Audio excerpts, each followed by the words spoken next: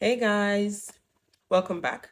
Today we want to talk about parental entitlement, uh, what we'll call black tax, but in a different context, as it concerns us as millennials, as it concerns the Gen Zs. Um, do you think we would be able to lay demands on our own kids the way demands have been laid on us, or the way the African society has expected, that kind of expectation that the society has of us to take care of our parents, to practically, you know, have a reversed role when our parents are grown, take care of them, do things for them, um, give them monthly stipends, build them a house, and things like that, buy them cars and all of that stuff. Do you think we'll be able to lay such demands, such expectations on our own kids, especially for those of us who have relocated to Western environments, to Western countries? So I'm going to talk about that and I'll give my own take. I actually shared this topic on my WhatsApp and I had very interesting comments. And I also had a lot of people who wanted to hear what I thought about it. Now, I'm going to give an example. I live in Belgium, and here, my colleagues, when we talk about buying cars, acquiring properties here in Belgium, I realized that majority of them, right, they actually had their parents setting them, setting their foot on the right path. I'll explain what that means. It means that, for example, when one of my colleagues wants to buy a house, maybe he wants to get a mortgage for a house, and then needs to pay 10%, 20%, just down payment, right? And also have to pay bank charges, which is another 10%. What happens is the parent can decide that, okay, I have 100,000 that I've saved up for you, I have 50,000 that I can give to you, or I'm going to buy you a car. They buy them cars, they actually pay, make part payment of their mortgage, they actually furnish the house for them as well. These are things that they expect of their parents. That is not even just an expectation. I think it's just a normal thing in their own society. In this environment, it's completely normal that the parent would support the child when the child, is veering off into the world and say, okay, this is what I have to give to you. And that doesn't take away inheritance. That doesn't take away, oh, my parents are old or they are dead and I have to inherit XYZ. That doesn't take that away.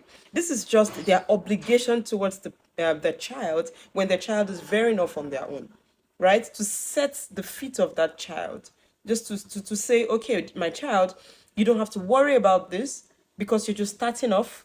I'm going to help you to start off quickly. And that's why majority of them, they're able to repay their mortgage in lesser, shorter periods. They are able to acquire a second mortgage. Yeah, and they are doing so well.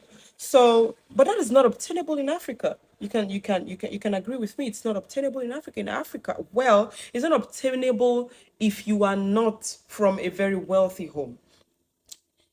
Yeah, because I understand that children of billionaires, they get all of these things and it's nothing. But for the actual norm in Africa is that when your parents are old, the child begins to take care of them, begins to fend for every of their needs, to be honest. And sometimes, this becomes a burden on the child because the child needs to first take care of himself or herself, his immediate family, then his parents, if care is not taken, the parents' parents, the grandparents, the family members of the parents, it's crazy. You can agree with me, it's really crazy.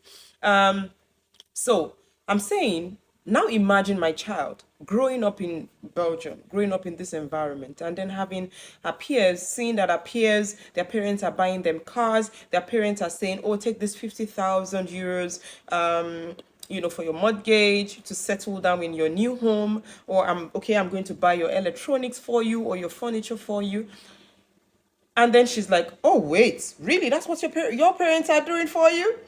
My home parents, I have to send them monthly stipends. My own parents, I have to be the one to buy them a car because they are retired. They're also not done paying their mortgage. I have to pay the rest of it because they are retired, or because they took care of me. What do you think is going to happen with the child? Do you think that that child will come home saying, "Oh, mom and dad, you've done so well. You've done so well." I actually do not think so. I actually think that my child will come home saying, "But what really happened? Why didn't you do this for me? Why couldn't you have prepared for this? Why couldn't you have prepared for your own retirement, really?" So what I think is going to happen with us is, currently now we are working. What I think is going to happen is we would need to save for our future. We would need to prepare for our future. We would need to prepare for post-retirement. All the travels that we want to do. All the, oh, I want to get a nice car. All the, oh, I want to visit country XYZ. All the luxurious and all the things that we would want for ourselves after we have retired are things that we must start to save for now. Because you see, these kids are growing up in a different environment. They're growing up in a different society completely. The expectations that our parents have of us, it would be really weird to pass it on to them. It would be very weird to pass it on to them, to be honest. It's that future, that time when you're no longer working, when monthly allowances are no longer coming in, your pension, your savings, your investments, those are the things that are going to work for you at that time. It would be very difficult to tell your child, okay, so I expect that every month you have to do this for me. I expect that every month you have to do that for me. And they would not be wicked kids because they are not doing that. They would not be wicked kids. We would not be able to say, oh, so my child is very wicked. Absolutely not. Absolutely not. It would just be a normal thing for them to take care of themselves. Because now they are going to have their own family. Now they are going to have their own lives. And I believe that placing such expectation on them is a very huge burden, to be honest. Yes, I understand that our parents did not, some of them did not have the luxury of saving for rainy days, of saving for their retirement age, of, they gave everything they had into us. But we are going to be expected to do better. We're going to be expected to do way, way, way better than that. If you are being sincere, it's beautiful to take care of your parents. But do you think, have you ever sat down to think, what if I did not have this obligation? How much, I mean, how do I put it? What kind of life would I be living if I didn't have this obligation? Where else could I have poured this money into? What else could I have done with this money or with all of these things that I'm doing for my parents if I didn't really have to do it? If all I had to do was focus on myself, focus on my immediate family, what difference would it have made? Please do not quote me wrongly. I am not saying that it's not good to take care of your parents. Absolutely not. I mean, in the future, if my child comes and says, "Mama, Papa, I bought you a car," that would be really beautiful. I'm not going to reject it. But I would not be able to say, "You must buy me a car. You must build me a house. You must send me monthly stipends." Whatever my child does for me at that point would be out of out of their own sheer will. It wouldn't be an obligation. It would be something they really want to do. It would be something that they feel, oh, I need to do this for my parents.